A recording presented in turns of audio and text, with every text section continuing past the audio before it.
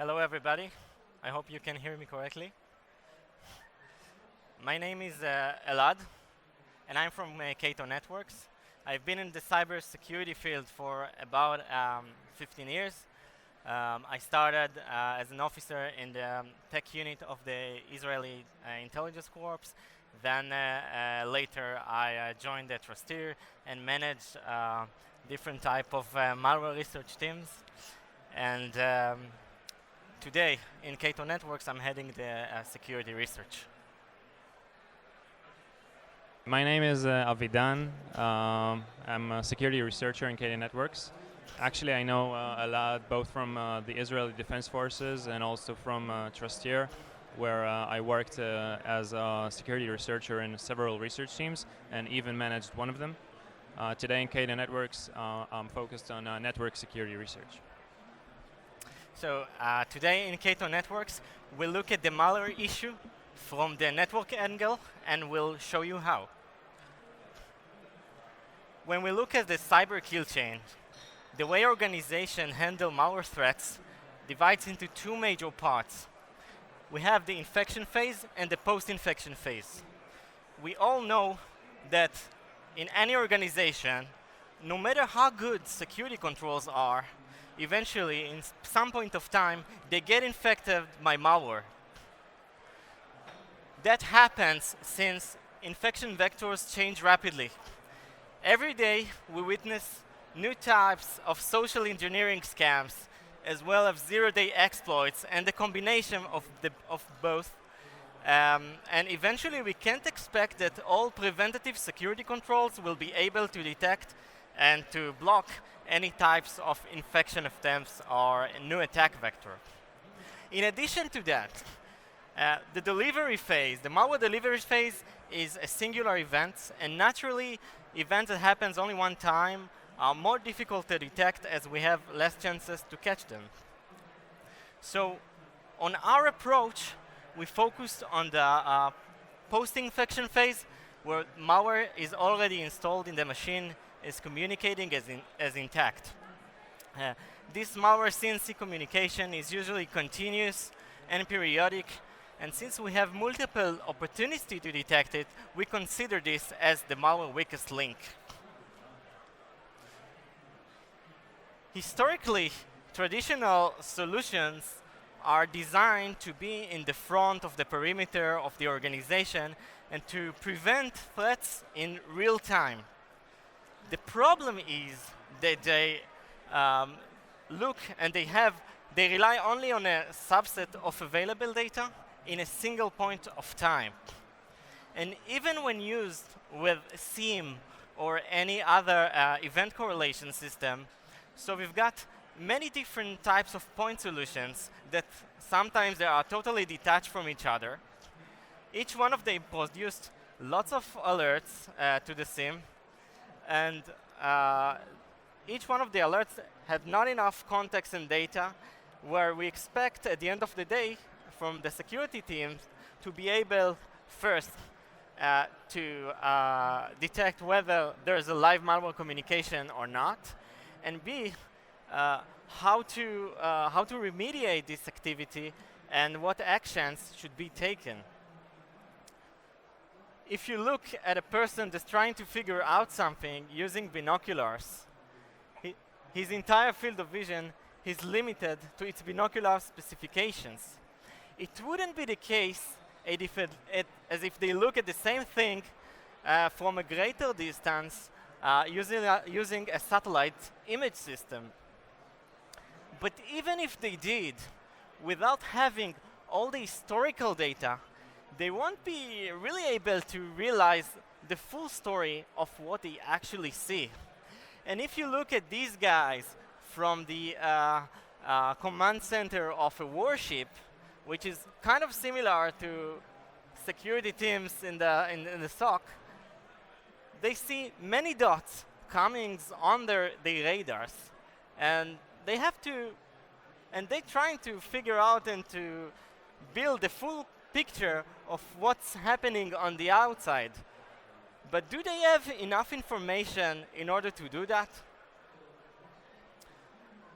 this actually leads to a lot of frustration and confusion in security teams, and at the end of the day, they spend too much time in analyzing security alerts, and there's a lot of noise, and we already know about this. So what we're trying to provide is a method that efficiently detect the critical live malware communication in the organization out of all the security noise and alerts.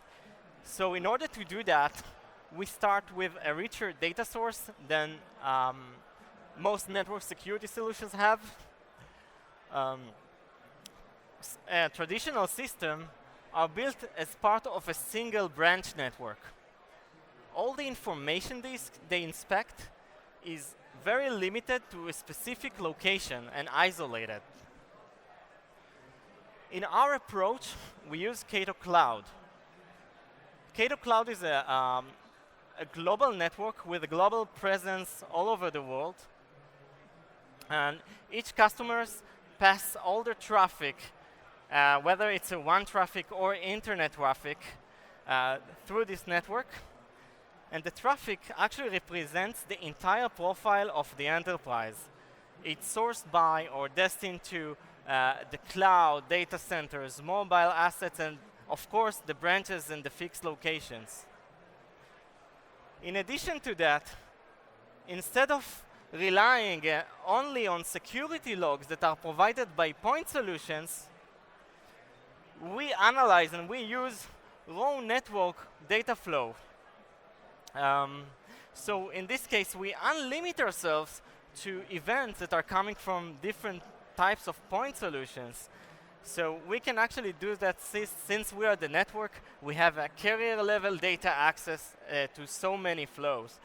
And this is actually the basic layer for all the other context elements and dimensions that we will show you in the next few slides.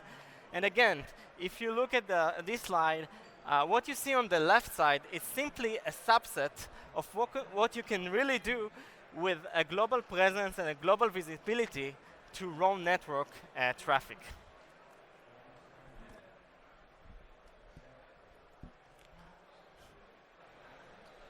Okay, can you hear me? Yeah. So using this unique global carrier size infrastructure has literally changed the rules according to which we follow while we hunt malware infections. We've developed a multidimensional data model that expands the way we look at network traffic. This model helps us effectively detect active infections while dramatically reducing the amount of low-risk incidents to review. Our model is comprised of a few context elements: client, target, time, and data. Each context element is expanded, showing a new, unique perspective. Let's start off with client classification. If you look at how traditional network security solutions they usually inspect the source client of a flow. Elements such as source IP, username, or device name can be taken into account. This information is used to distinguish different users and their network segments. It is rarely used in the actual maliciousness decision-making process, and to be honest, there's a good reason to it. The information about a source from the network is just not enough to determine anything rather than the device behind the flow. We've expanded this entity into a broader sense. Using our unique global infrastructure has allowed us to add a client name or a client type layer to every TLS or HTTP flow we see. As you know, many malware types today use HTTP or TLS as the main communication channel. This is the easiest way to go through the network perimeter. So adding this layer of client name or client type has allowed us to distinguish between human from bot, human from not, and browser from bot.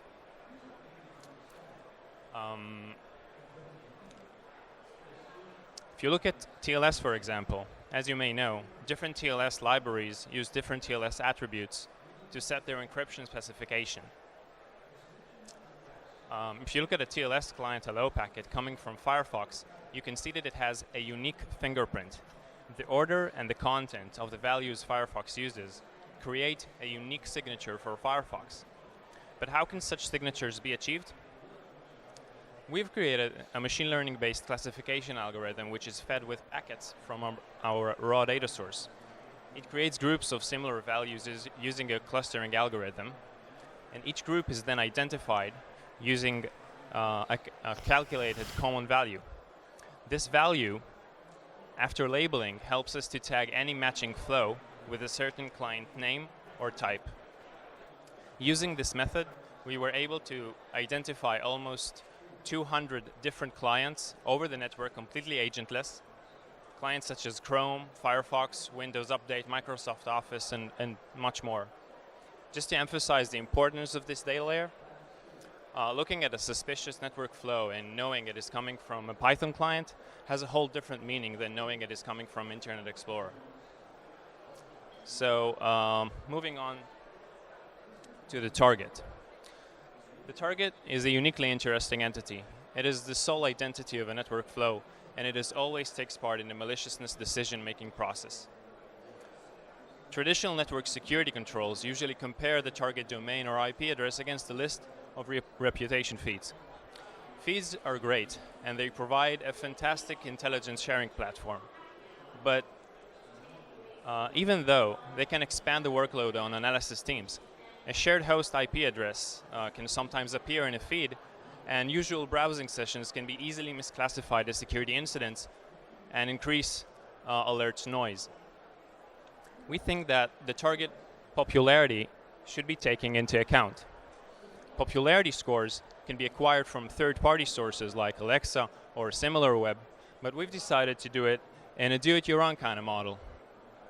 Third-party sources can be sometimes maneuvered or fooled into changing a target popularity or reputation to be good. By having a popularity model in a DIY kind of way, lets us have a popularity image which describes best our targets and their popularity and promises us high reliability.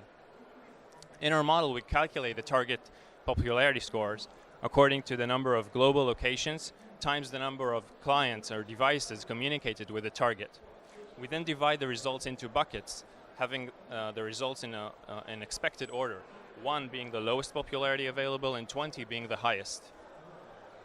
If you look at the traffic trend for the different buckets in the x-axis, you can see that while most domains have the lowest popularity available, most traffic is being sent to the high popularity targets. This means that security incidents, as rare as they are expected to have a low popularity score. And just to emphasize the importance of this data layer, while security feeds can give you information about security incidents which have already been reported by others, a popularity model is a great source to handle unknown threats which have not been exposed in security feeds. Moving on to time. Time is the most important data layer in active infection detection. As we've said, this is any malware's weakest link. No matter how sophisticatedly written or evasive it is, in some point in time, it will reach the internet for commands, exfiltration of stolen data, or whatever else you may think of.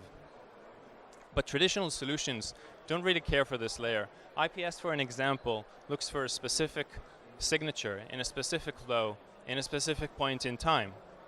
We think that repetitiveness should be taken into account, because many operations done by malware are being done repetitively. It can either be a single client communicates with a single suspicious target, or it can be a group of suspicious targets. It doesn't matter, it will still happen repetitively. So we measure the frequency of communication using the standard deviation and the mean of the flow's time sequence, and we found that the more uniformly distributed the result is, the more chances there are a bot is generating this traffic. So just to remind you, we had a few context elements: client, target, time, and data. Each context element here actually represents a dimension in our multidimensional model. And you will see how to utilize them in the following slides with a few examples. And just to describe you the architecture we use to build such a system, our global and unique infrastructure allows us to capture any network flow within our network, global network. These flows are being sent to a data augmentation and storage service, which can be used for client classification we've just described, or higher level protocol analysis. It is then being saved in a cluster of Elasticsearch instances, and from there, using a predefined set of queries, our automated hunting service kicks in, utilizing our multidimensional model. Then it filters out low-risk incidents and leaves only a low amount of high-risk incidents for human validation.